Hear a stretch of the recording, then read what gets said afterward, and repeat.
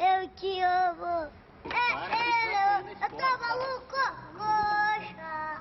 No alto de tantas glórias, brilhou, brilhou um novo sol, raiando com seus raios verde e branco, encantando o país do futebol.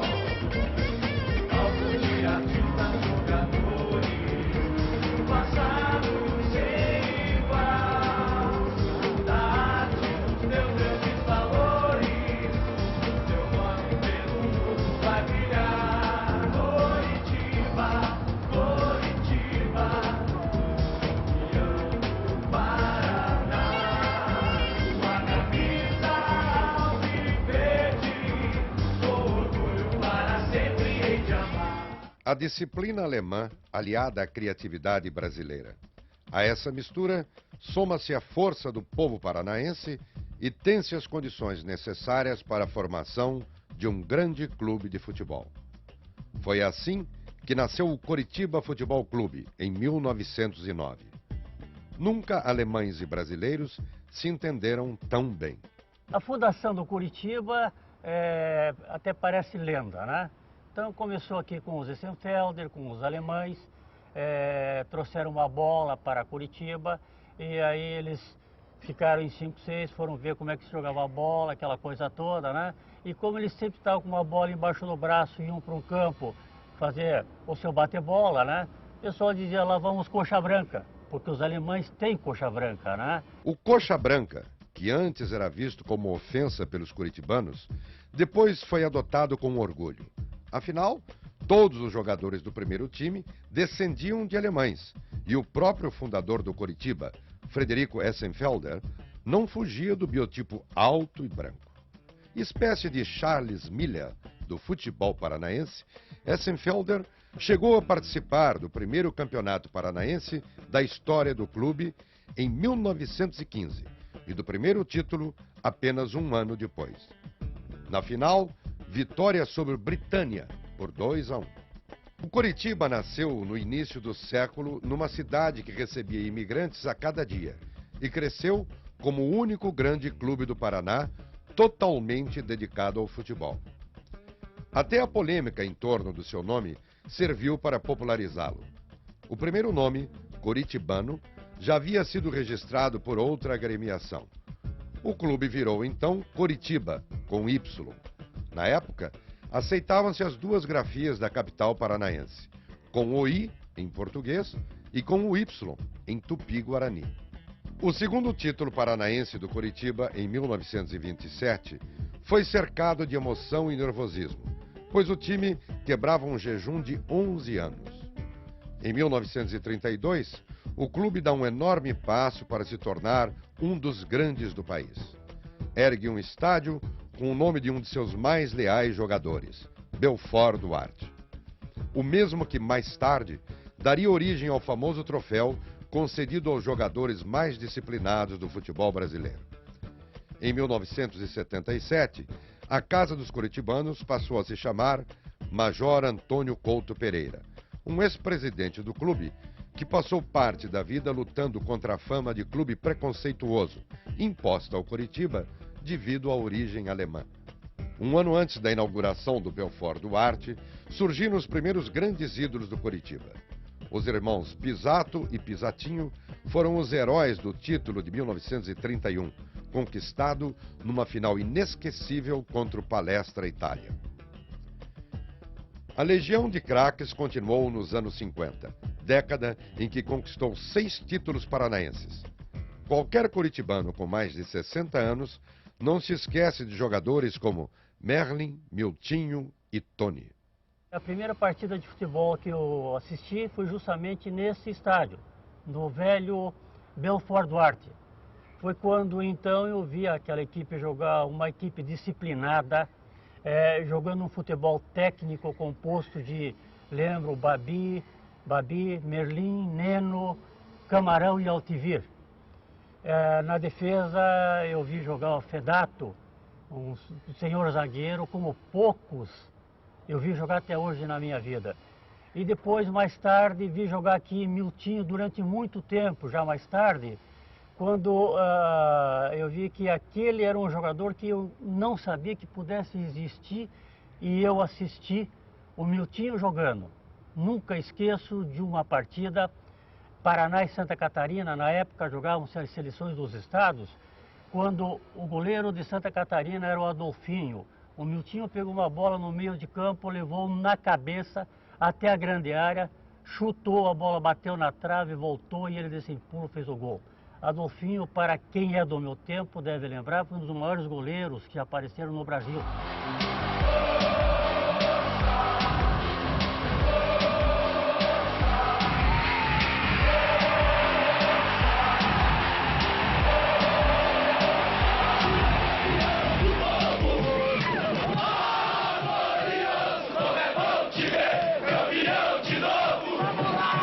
O período áureo do futebol do Coritiba aconteceu na década de 70, quando conquistou 8 títulos regionais.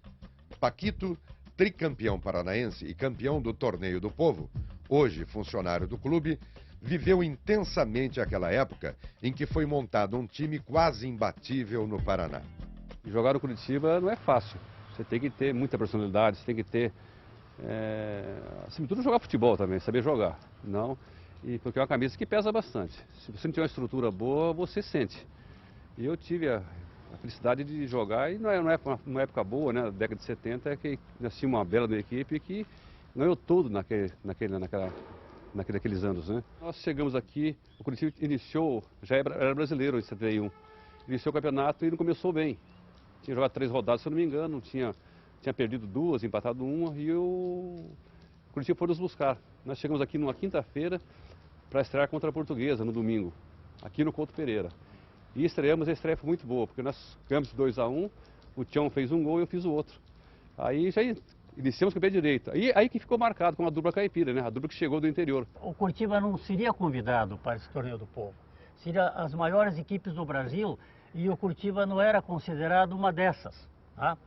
E chegou uma ocasião, então, aí nós tivemos até uma intervenção desse cronista nosso, chamado Vinícius Coelho, que ele tinha um acesso livre na CBF naquele tempo e por amizade com dirigentes da CBF, ele conseguiu incluir o Coritiba.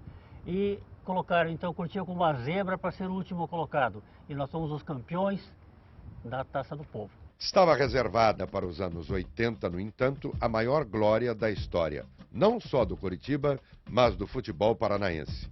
Hoje, simbolizada pela estrela dourada sobre o escudo do clube. Em 1985, o Coxa sagrou-se campeão brasileiro. Sob o comando do técnico Eni Andrade, uma equipe unida e determinada deixou para trás grandes como o Corinthians e Atlético Mineiro e surpreendeu o Brasil.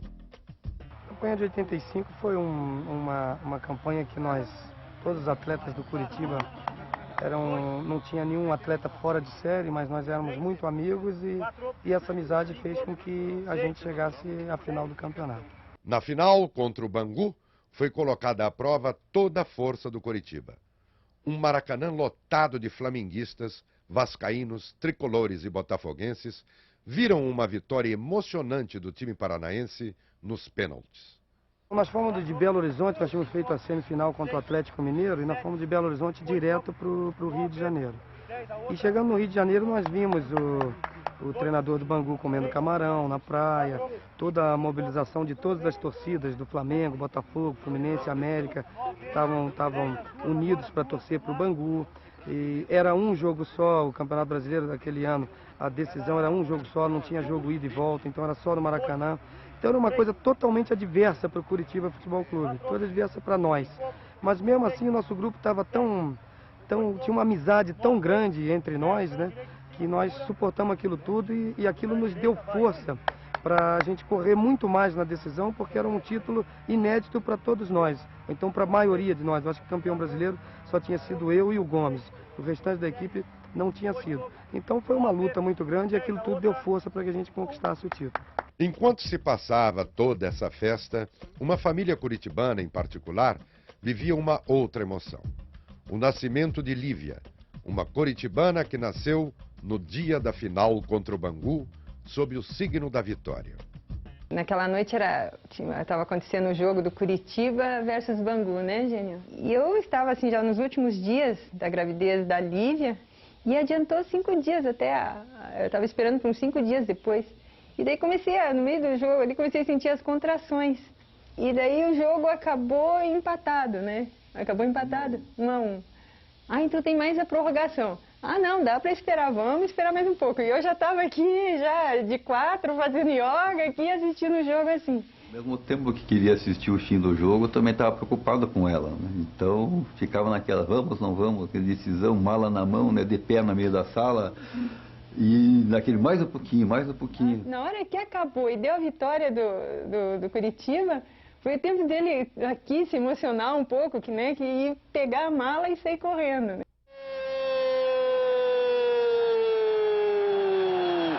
Do Curitiba!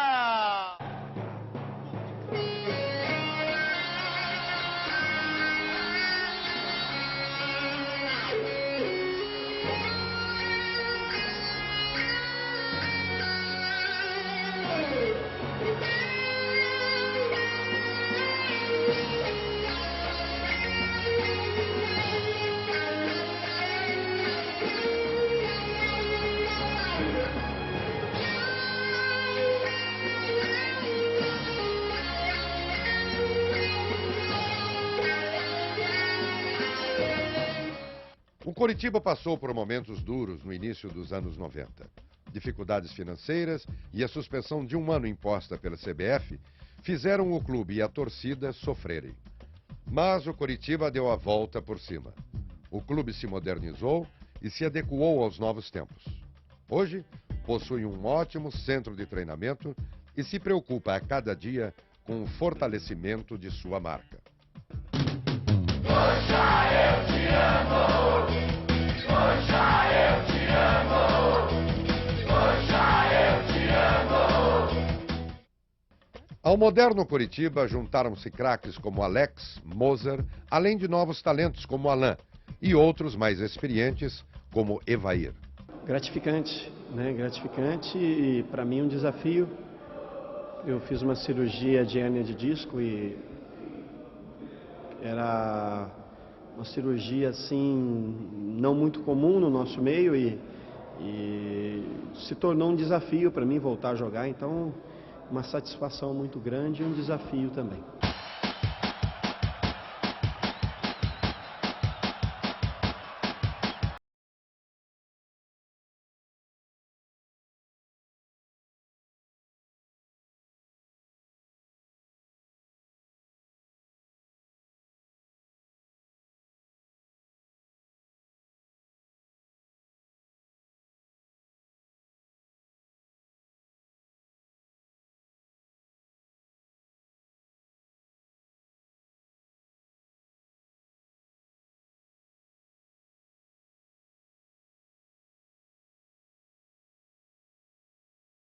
Posso dizer que eu conheço muito bem o clube aqui, desde da faxineira até o presidente, os presidentes que passaram aqui também, porque fazem 12 anos que eu estou dentro do clube e já estive aqui do lado de fora, do lado da arquibancada, torcendo, vibrando, já que minha família também jogou aqui no Curitiba, meu pai jogou, meu irmão jogou, então é uma coisa que já vem de berço, né?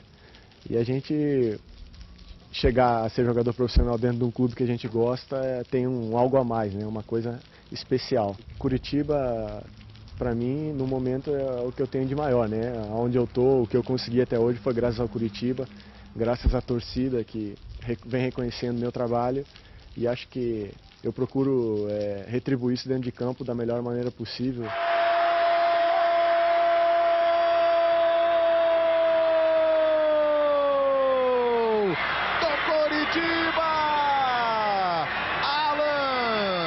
Na esteira do reerguimento do clube, surgiram verdadeiras manifestações de amor ao Coritiba.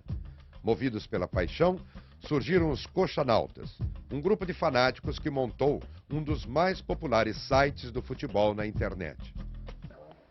Coxa. Acho que cerca de 10, 15% dos cadastrados são de fora do Brasil mesmo. Tem gente da França que, inclusive, tem um da França que já veio aqui no Brasil assistir um jogo, foi assistir comigo o jogo do Curitiba. Tem o pessoal Nos Estados Unidos tem bastante gente, né, que vai trabalhar nos Estados Unidos por oportunidade, mas continua ligado pelo site até com o time, né. E é legal que eles mandam fotos, inclusive. Um coxanauta, ele estava no ginásio do Miami Heat, num jogo de basquete, com a camisa ou com a bandeira do coxa, e tirou a foto. Tirou a foto e mandou pra gente. O mundo virtual a gente usa para deixar a comunicação mais rápida, né? Porque o e-mail hoje em dia é a comunicação mais rápida que tem. Eu em 5 minutos aqui eu posso mandar um e-mail e avisar todo mundo sobre alguma coisa que aconteceu e, né, todo mundo, a maioria pelo menos, lê o e-mail quase todos os dias, né? Mas a gente sempre está realizando eventos, churrasco, futebol. Você tem aquela paixão pelo Curitiba, você chega antes no estádio, vê aquela torcida tomando conta, entra o time em campo, é difícil de descrever, assim, acho que só quem já foi campeão brasileiro pode sentir, né? É o Curitiba, yeah! É o Curitiba, yeah, yeah, yeah! É o Curitiba, yeah! É o Curitiba, yeah, yeah, yeah! É o Curitiba, yeah! É o Curitiba, yeah, yeah, yeah!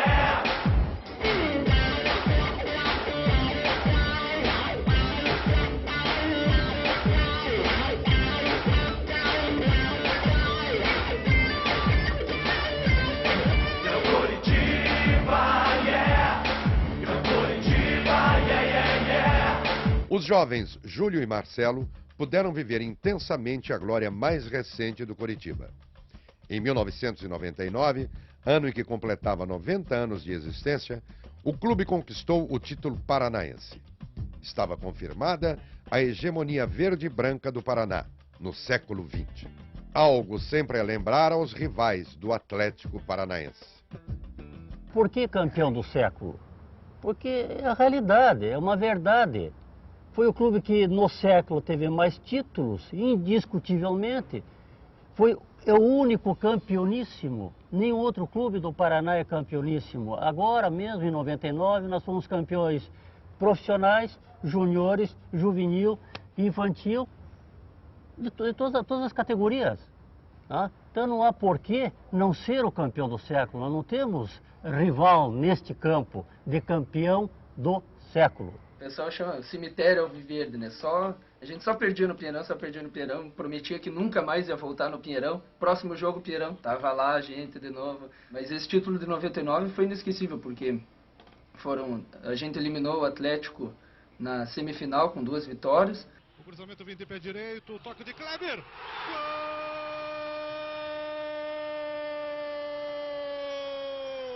Kleber! Reginaldo Araújo recebeu livre na área e aumentou. 2-0 Coritiba. Daí na final pegamos o Paraná, ganhamos o primeiro jogo. O segundo a gente começou perdendo de 2-0 e empatamos no finalzinho com a garotada que entrou. Daí o terceiro jogo, 5 minutos do jogo, já estava 2-0 para o Paraná. A gente já, de novo, né, vamos ser vice. A gente já estava cansado ali de vice-campeonato na década de 90, que foi terrível, né? Kleber bateu forte! Gol!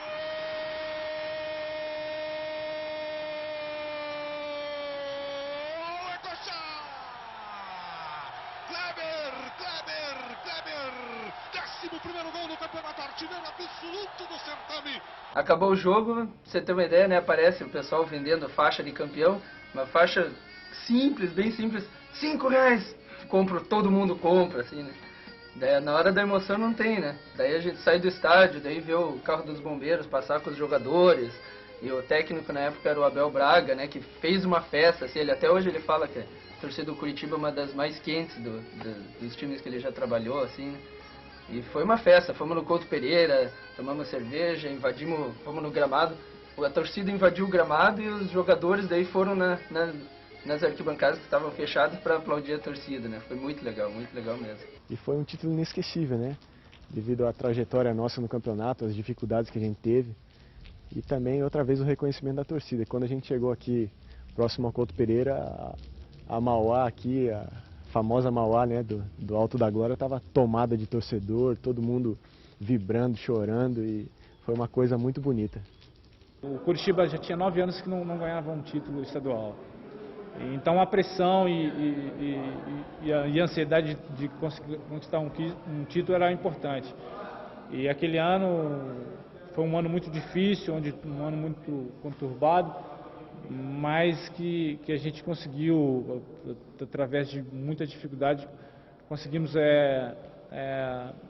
trazer o título para cá, para o Couto Pereira, que isso é um marco na história.